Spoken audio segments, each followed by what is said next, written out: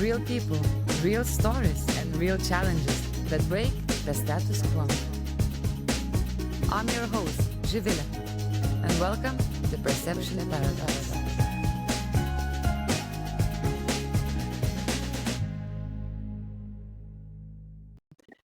Welcome to another episode of Perception Paradox, where we dive deep into the stories that challenge the status quo and reshape perspectives. Today, we're joined by Jerome, a name you might associate with kitesurfing, but who is making waves in the world of entrepreneurship. So welcome, Jerome. Thank you very much for having me here. I'm very No, excited to see what we're I'm, going ex- to talk about. I'm excited to have you here as well. And my first question, actually, what I should have asked you before, how do I pronounce your name? Jerome, it's Jerome. a French name. It's a French name, so where are you coming yourself from? So I'm originally from Belgium, but my parents moved to south of Spain when I was a kid. They were tired of the rain, and I'm kind of based in the south of Spain, very close to nature. Not a bad place to be. Not So that bad at all. amazing. You just mentioned nature, so I guess that's a good starting point for our episode because many of hmm our listeners might recognize you from the world of professional water sports, particularly kitesurfing. But I think there is a lot more to your story. So, how did your professional athlete journey start in the first place? So basically, the way it started is quite funny. My dad kind of pushed me into kitesurfing when I was 8. I was crying all the time because I didn't like to spend time in the water. I wanted to play games mostly.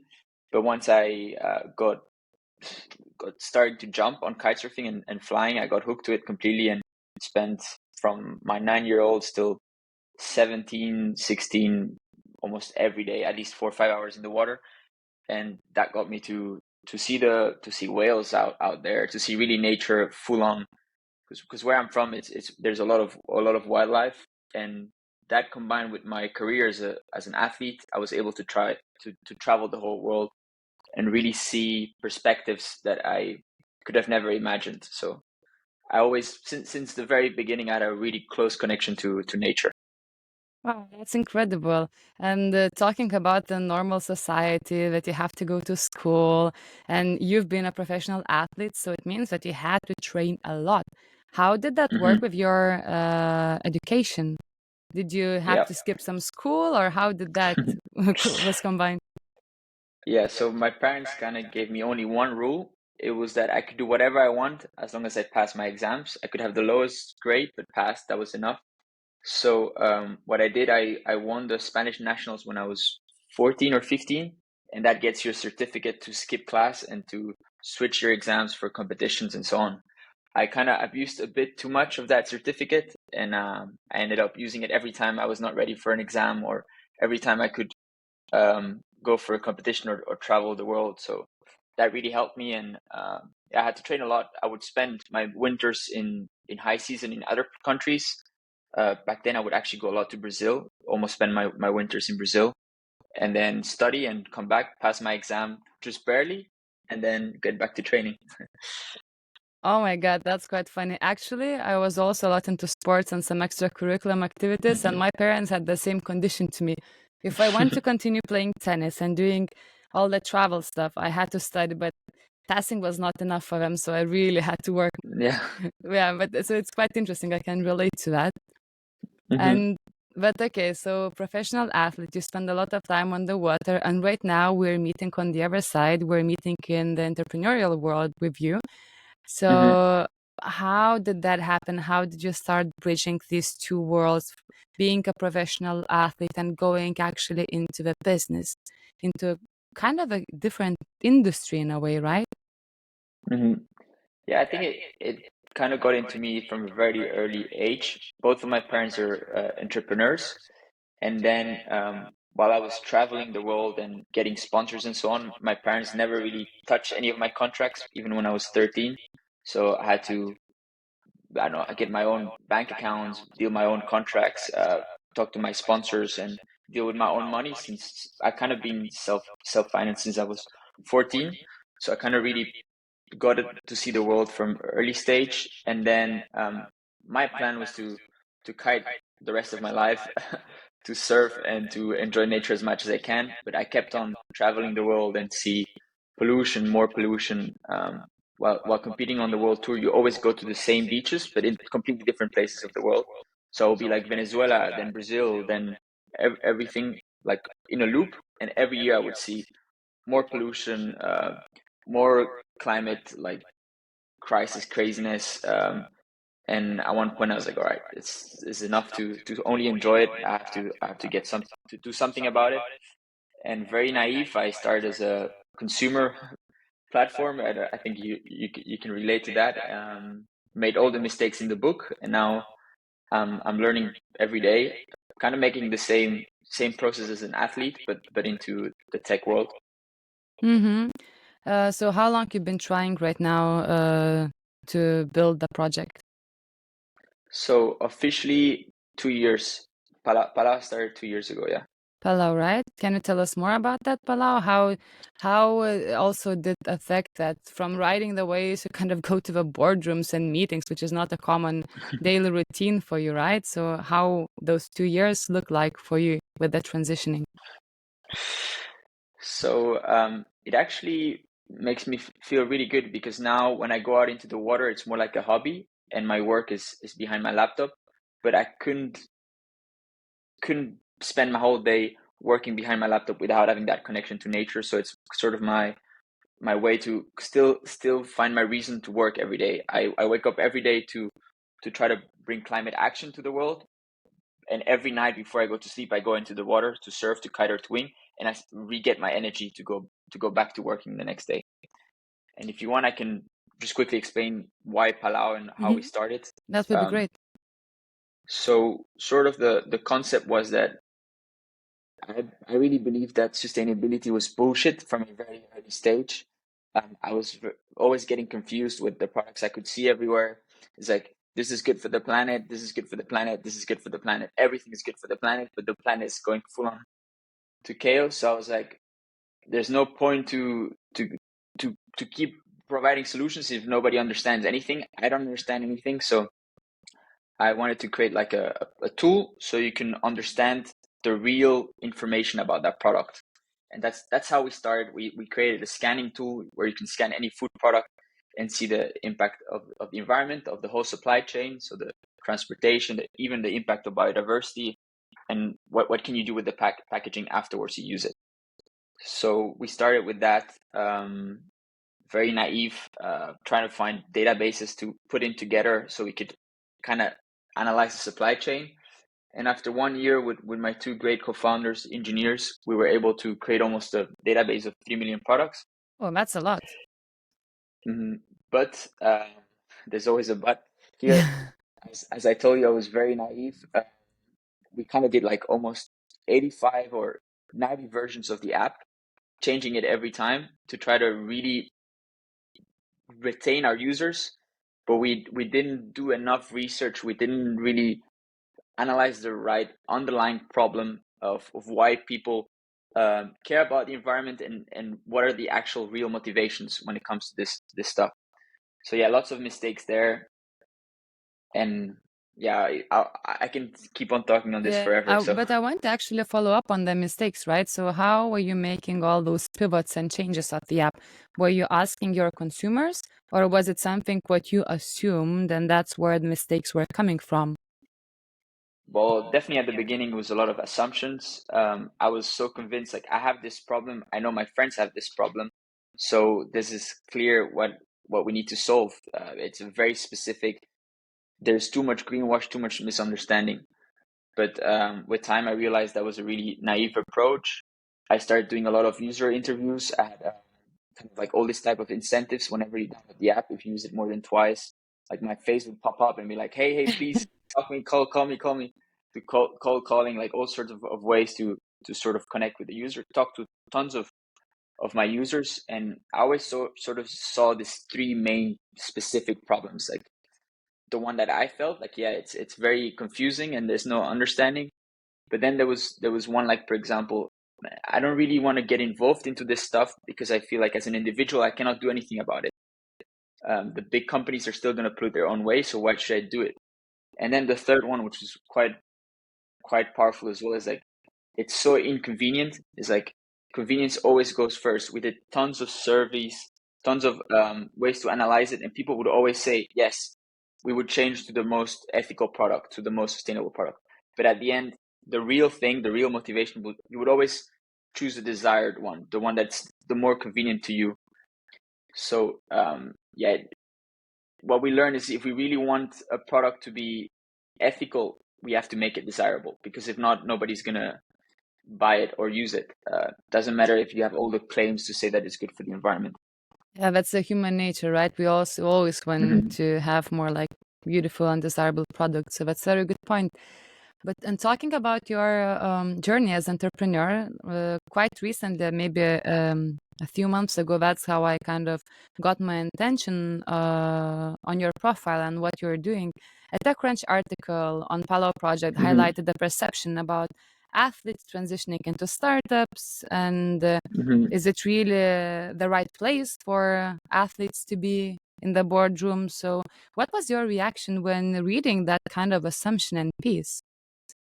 Yeah, it was actually quite funny because I met the writer of the article, and he was quite critical about, okay, they managed to do some great stuff, but they have no idea, they have no background, and so on.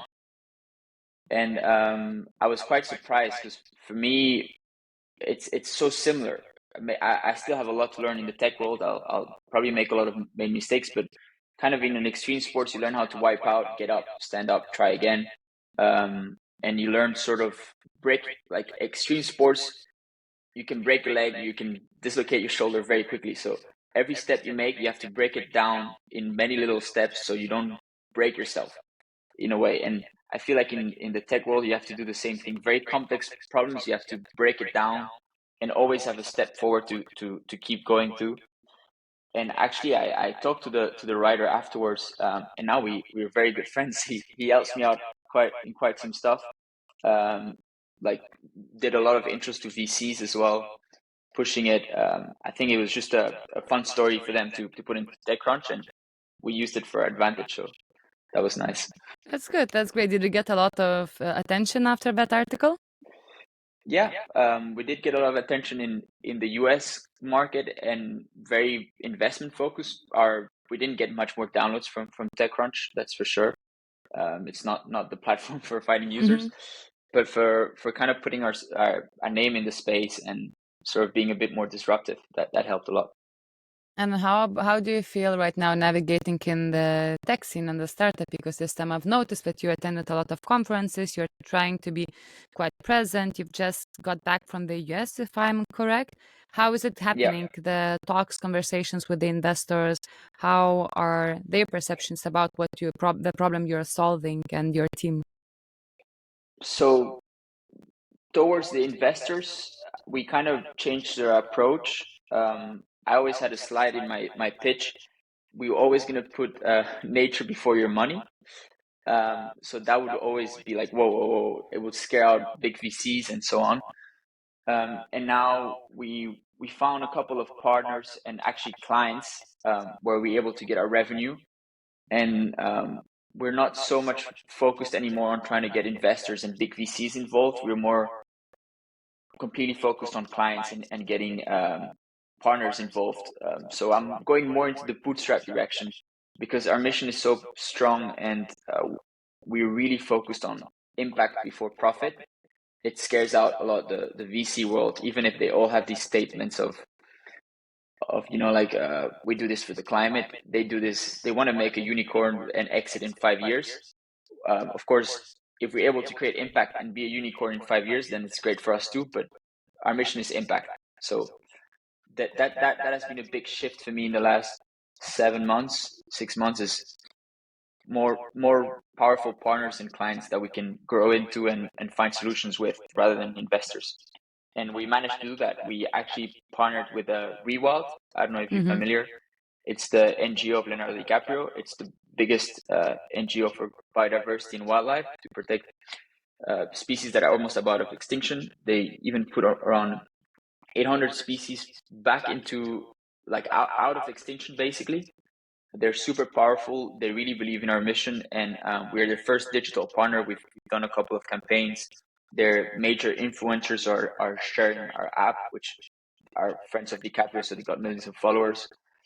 And yeah, we didn't get like a massive investment or anything, but we're getting sort of solid revenue out of this and going slowly into the next step, which I think is way more sustainable than the first approach I had. That's amazing. That sounds really, really exciting. So now listening to you talking about your also entrepreneurial journey, a bit going back to your history as an athlete, right? You kind of your path is really filled with quite some accomplishments, and you also got just into this new category of water sports, which is wingfoiling. And I think what you also became a winner, and you got some top place. Am I right? Yeah, I'm currently ranked as the top 3 in the world. I did Okay. second last month. It's a World Cup, so I did like a world tour. I did second in the World Cup in Gran Canaria and third in the one here at my home spot. It's a really cool sport. I'm really, really enjoying it. And I have all my background from kitesurfing and all my sort of knowledge from startups to innovate. I'm bringing it into the wingfoil sport. So it's very cool. That's so basically it's a reverse success, right? But was it Yeah. always that smooth, your journey? No, no, not at all. Maybe No, you have some definitely not. stories to share. Like, what were those? I'm very curious to hear, and I guess the audience as well. What were those challenging, and how did you cope with the failure? And because sometimes we just keep hitting the wall, and there are periods in Mhm. life where, like, we think that the whole universe is against us. So maybe you can share Yeah. more. How are you coping with such periods in your life? Really, failures and wipeouts are really clearly a way to learn. That is the way you learn in extreme sports. That I think that's the main thing. But I never, I, let's say starting from the beginning as a professional kite surfer, I did that for 4 years, competing on the world tour nonstop while studying economics in Barcelona with my certificate, so I could skip school. But um, so back then I was younger. I didn't have a coach. I was convinced that I could make the right decisions for myself on my own, and I would be very stubborn. So I wouldn't break down complex tricks, complex maneuvers from kitesurfing into smaller steps. Like training in the trampoline, training outside, talking to other athletes, and I would get stuck. I kind of got stuck. I was ninth in the world for almost 4 years in a row, and I couldn't get further. And I was always at the same position. And now with my startup, I learned so much from there. So I learned really how to do incredible boring stuff. Sometimes I'm 3 or 4 days working on a problem that I really don't enjoy, but I have to break it down. I have to find my types of motivation to keep going, and that kind of broke sort of my inner talking in a way, the way I talk to myself, and then I brought it back into the water. So that's the reason why, for the first time ever, I'm actually starting to be one of the main guys in the sport, because I really learned how to talk myself differently and how to not get stuck into a problem, but finding ways to innovate. In wingfoiling right now, out of the 4 or 5 best maneuvers that the people are doing, 3 I came up with. So actually, those tricks are called Palau. So you can do a Palau Really? flip. That's so Yeah, it's insane. it's that's so quite cool. But yeah, so imagine for me getting stuck on the same position for 4 years, switching to a bigger purpose for me, which was Palau, and then learning from Palau that, oh, actually I can do both. I can use my learnings from Palau and put it out into the water, because I was doing a completely wrong approach. I have the mentality, the skill set, and sort of the talent, but I didn't have the way to break it down and to learn along the way. And that I got completely like 100% out of my startup. That's interesting. So, kind of in a way, Palau and focus on the business help you to shift your perspective. Were there any other Completely. tools you were using? Because you mentioned also about mentorship, right? And some coaching. That Yeah. did you get some mentors that helped you get out of that stuck cycle? Exactly. So as an athlete, I never looked for mentorship and coaching, but for business, I was so new to it, I couldn't learn. So I think almost every night I listen to a podcast before I go to sleep. I read tons of articles, books. Like I look at all the competitors that we have, what they do better. I really looked outside of myself that's the problem. Also, kitesurfing, wingfoiling are very individual sports. So you're always looking what you're doing wrong, how you look into yourself, what you can improve. And that I had to completely switch in a startup. You're a team, not an individual. You learn what competitors are doing. There's so much data out there. It's not, the decisions are not so emotional as an athlete. You have to make actual logical decisions. And yeah, so as a startup, I have like 6, 7 mentors that are super useful to me, that I've learned met along the way. We got also into a few accelerators programs that I met tons of other startups that I talk with. So I really learned how to use community and the knowledge from other people to myself. And that's something I would never do before.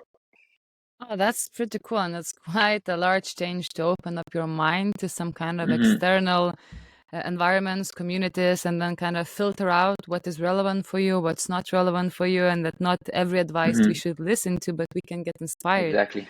That's also a very interesting point, right? Sometimes we're just so Yeah. blind following, oh, I'm going to do now this, I'm going to follow this path because that's the right one. There is no right path. We have to create the right one for us ourselves. Mm-hmm. That's pretty inspiring. And during this whole moment, it seems like, okay, you've been in kind of career path from a very early age, right? You became a professional athlete. You started dealing with your own money since you were 14, contracts, everything, then Mm-hmm. school on the side. And then it seems like you immediately jumped into the startup world as well. Have you ever encountered some kind of burnout?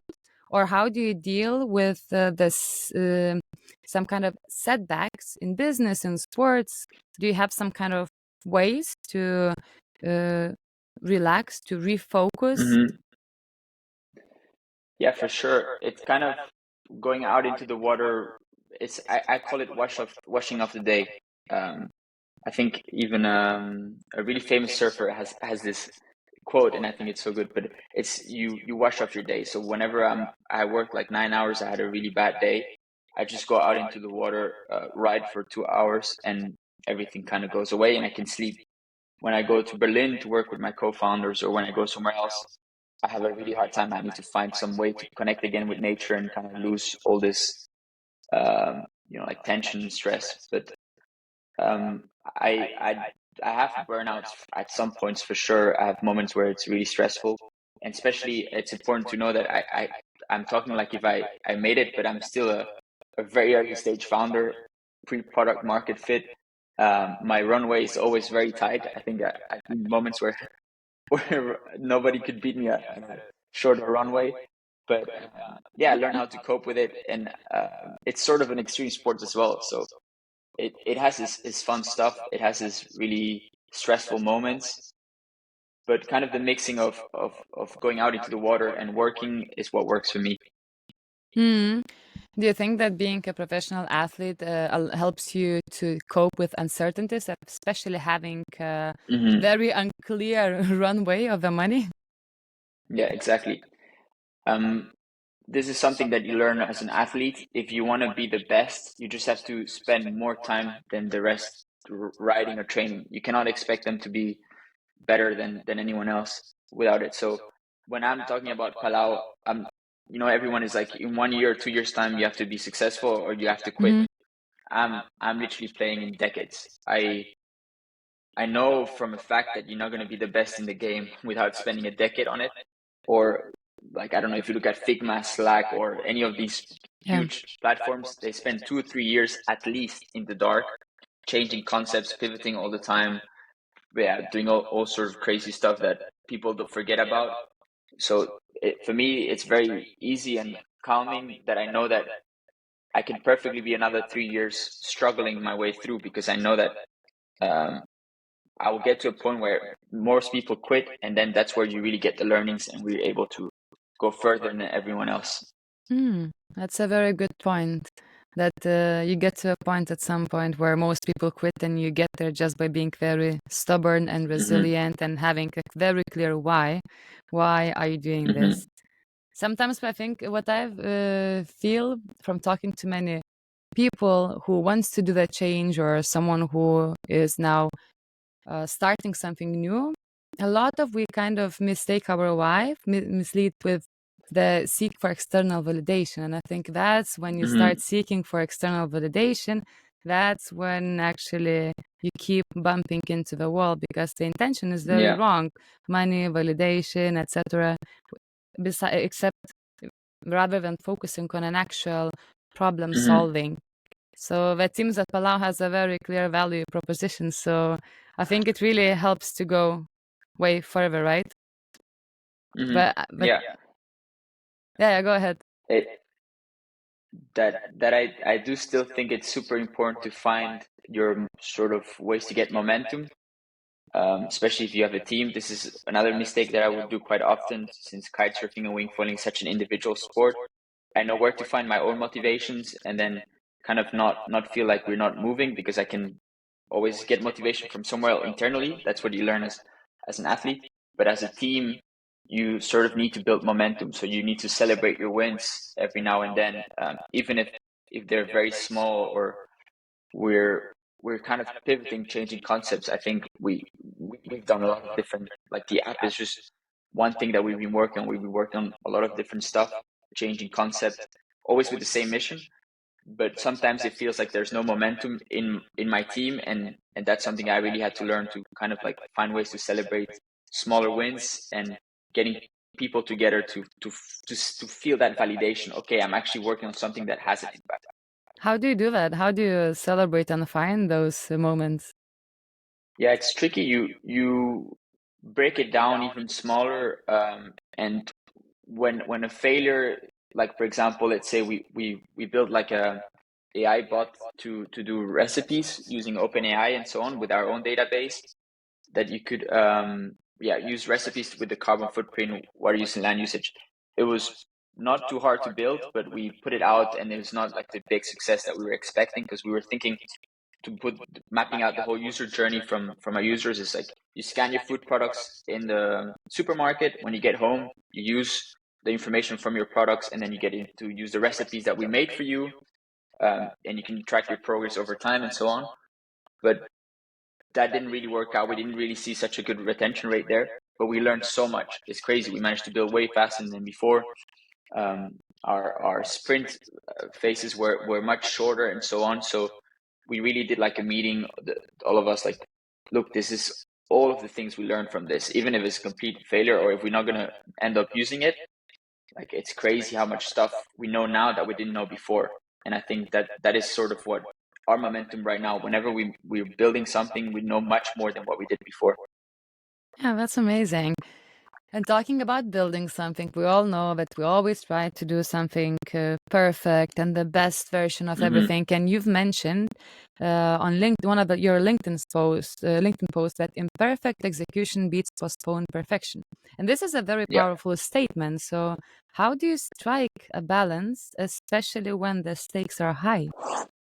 Yeah, and especially on climate action, I think this is Yeah. such a important thing. Like, I kind of even got it to a step forward, like embrace being a hypocrite, because even Hmm. for sustainable living, you could, let's say, for example, I have to fly to London to meet with some couple of partners for, try to build whatever we're building now to the next step. You produce, you like consume this amount of CO2 to go there. And then there's always a perspective that, look, you're not going forward, or you're not doing actually what you think you're doing. So it's really about, just doing it imperfectly, but moving forward all the time, not taking everything too seriously. And yeah, if you look at for perfection, we're gonna stay stuck here forever. So we need to do tons of solutions, solve tons of things, but imperfectly, so we can move faster.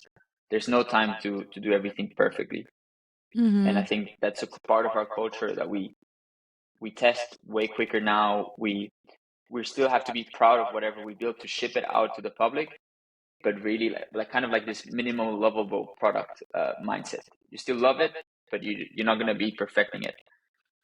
So yeah, this is really in building and in climate action, we have to understand that it's going to be imperfect. We don't have to be like I always use this comparison. We don't have to be Greta Thunberg to save the world, Hmm. but we could be more like Leonardo DiCaprio, because Yeah. he like does tons of investments into, like, puts his strength into the climate. So his image, his money, his everything, but still lives life to the full. He's yeah, partying, celebrating, having tons of fun time. But whenever he can, he uses his strengths to save our planet. And I think that's more of a sustainable way of doing it. Because if you're gonna try to do everything right, you're gonna get stuck Mm-hmm. for sure. And it's pretty difficult nowadays to do that, and we just get Yeah. really into the obsession side. But talking about the problem you're solving, how does the competitive landscape look like? Are there anyone who is doing something very similar to you? If yes, how do you find strength to keep going Hmm. and keep pursuing your mission? Yeah. Well, in any tech space, there's tons of competitors always. Absolutely. There's no doubt on there. So we've got a ton. But I believe nobody has really managed to really grasp this opportunity of this sustainability chaos. I think there's a lot of startups, a lot of them that have shifted more B2B, kind of like what we're doing now. We're shifting way more B2B, using our solutions to help other companies as well. But yeah, I feel like the competition is high. There's still a lot of opportunity, and I use them as inspiration all the time. And I mean, my whole career as an athlete has been lift up and progressed thanks to competitors. Last week when I did the World Cup with the in the final, the guy the first guy beat me by 4 or 5 points. He was way better than everyone else. But since I knew that he was going to beat me by at least 10 points, I pushed myself so much harder than I wouldn't. I tried tricks that I didn't feel comfortable with because it was my only way to actually have a chance. So I got out of there with better tricks than I got there at the beginning of the competition. So competitors is a great thing, and it really lifts you up and puts your level go higher and higher. Very well said. I agree that it's kind of, and I like when we do also compete, but also kind of collaborative communication approach where Hmm. we, instead of shaming, we actually support that we are trying to solve the problem. And I'm very curious because again, we're going back to the perception. So, how do you handle the situations where, let's say, external perceptions they don't align with your internal reality or vision? How do you react, and do you have some kind of ways of, I don't know, you go and educate, or you go and or you stay silent maybe and just continue doing what you're doing, or it depends on the situation? I kind of have my way of doing things. I don't feel like I'm in a position to educate anyone or to make them change their minds, but I'm here to provide solutions in case they want them. Mm. So especially with climate action, my friends, they always make fun of me. Hey, you tree hugger, you this, you that. And it's like whenever I get an opportunity, I show an example. Like try to lead by example, show them. I help a lot of the scientists here with the whales research. So sometimes I bring my friends, bring them out into the water. So always try to make them feel connection with nature or giving the example. But I don't tell them, hey, you got to recycle, you got to stop eating meat. But if they want to stop eating meat or recycling, here's all the solutions I can give to you to help out. So I'm never going to put myself in a position to tell people what to do or change their mindset, but I'm always going to be there or provide solutions in case they start thinking about it, or try to give them more awareness by seeing perspective that my life has given me the opportunity to do so. So I think that if I don't know if that answers your question, Yeah, but yeah, it does, it I'm does. not okay. Perfect. Yeah, but I totally get you. And do you think that the startup world could benefit from more founders with non-traditional backgrounds, like, I don't know, art, sports, science? And if so, why? Hmm. But for sure, I think startups is exactly that. No, you bring a perspective nobody has seen before. So if we always come from the same background, then it's quite obvious that you won't come up with something new. My best ideas don't come by doing the traditional stuff, kind of my own way, maybe kiting, connecting more to nature and so on. So definitely, the more diverse you are with the rest, the better. Even there's a bigger opportunity of you come up with something completely different. Like kind of like what Spotify does. I really like their culture in terms of competition. When a competitor is doing something, they do completely the different. And I think same with backgrounds. If you're able to see something and be completely different, then you already have your own value. Being yourself and being different is kind of what founders are, right? Mhm. But sometimes it's so difficult because kind of we are stuck in those society norms and some kind of categories. Mm-hmm. Everyone wants to put you in the box, right? I'm very curious to learn how were you not afraid to do the first step into your entrepreneurial journey? Because many of us really are kind of now, especially in Mm-hmm. between 30, 40 years old or from Yeah. 26, you kind of reached everything in life. You're kind of got your degrees, career, maybe family, house, whatever. And then you kind of will lose our sense of being, the purpose. And I've spoken to many people who are really afraid to make that first step. I don't know, what was your experience with that? You were younger when you were making that, but maybe you have something to share with the audience that could empower to do that step. Um, my opinion, if you're able to start a company and try to, you have to have so many hats, you learn so much that at the end of your journey, if you didn't make it out, you're more useful than people that went to do a study or something. So I'm sure if imagine in 5 years, or maybe I'm gonna keep going till forever, but if I never make it out with a proper solution that I managed to scale, I learned so much stuff that I could be helpful for a lot of different companies. And I already seen that if when I talk to partners or other ones, like if it ever doesn't work out, like give us a call, because your team is great. So um, I honestly think it might feel like a big risk, because it's true that for the first 2 years you might not touch a lot of money. You're gonna have to figure out a way to stay lean and mean.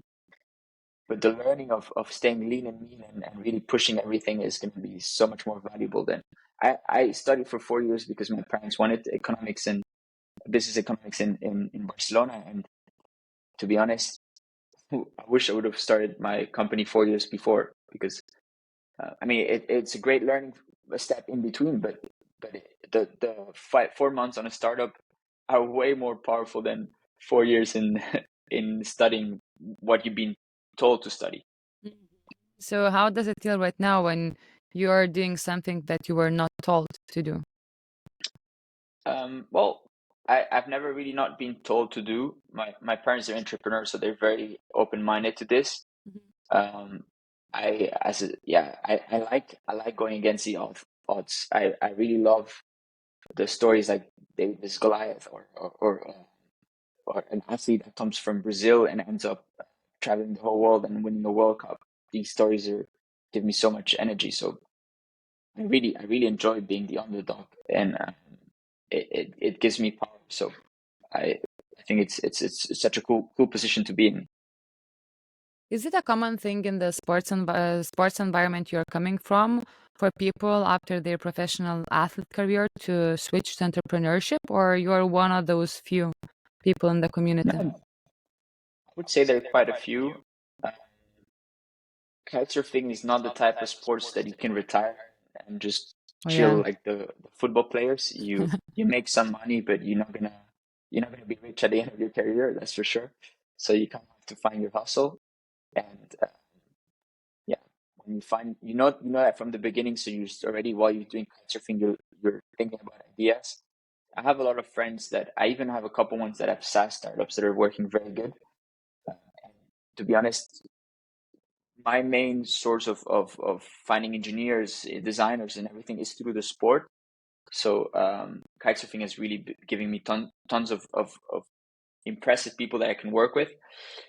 And so yeah, I definitely think the next step from kitesurfing is into business most of the times. That's what I've seen so far. That's amazing. That's super inspiring. So, I do have for you now ready a very rapid fire round of a few questions so we can learn more about you and you just quickly answer, okay? It's going to be like four Hmm. quick questions. So, beach or mountains? Sorry, beach or Beach or mountains? mountains? Beach. Okay. One book that shifted your perspective. Oh, probably the Red Hot Chili Peppers book from Oh, the main singer.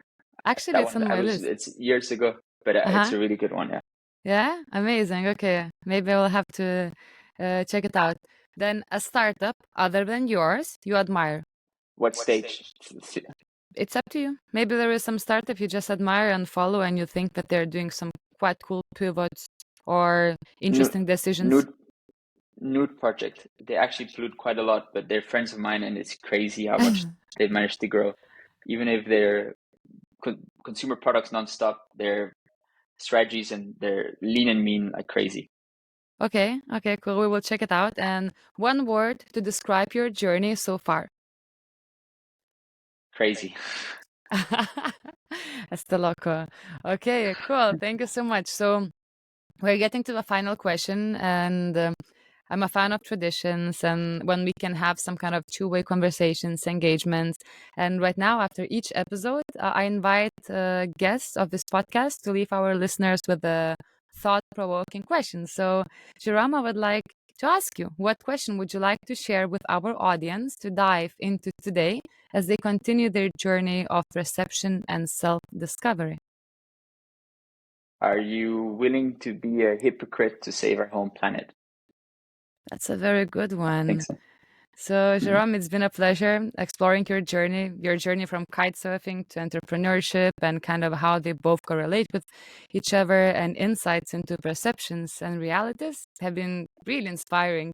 I really want to get Mhm. out myself now, out in water, and just to kite because I haven't done that for a few months. So I'm like, I really want Mhm. to go back. So thank you for reminding us that with the right perspective, we can surf any challenge that comes our way. And the final question, where can people follow your journey? I'm a bit mostly on LinkedIn, Instagram. Those are the ones that I'm more active on. Okay, so we will put it in And the very, description. very, I'm more reachable through LinkedIn because it's more like work related. So I feel like I Okay. could answer it quicker. Oh, nice. And one more question, actually. Where can people download your app? Only Europe or also the US market? Europe and US market right now. Europe and US market. Okay, so everyone who is tuning in from Europe and US market, I guess it's worth checking out. So we get Hmm. closer to the sustainability and understanding the food chain, right? And yes, Hmm. thank you so much for being here today, for jumping on this adventure. And dear listeners, you can engage in the Spotify comments and answer Jerome's questions. So make sure you share your insights. And just so you know that your time and support means the world to me. And thank you for listening and have a fantastic day wherever you are. Thank you.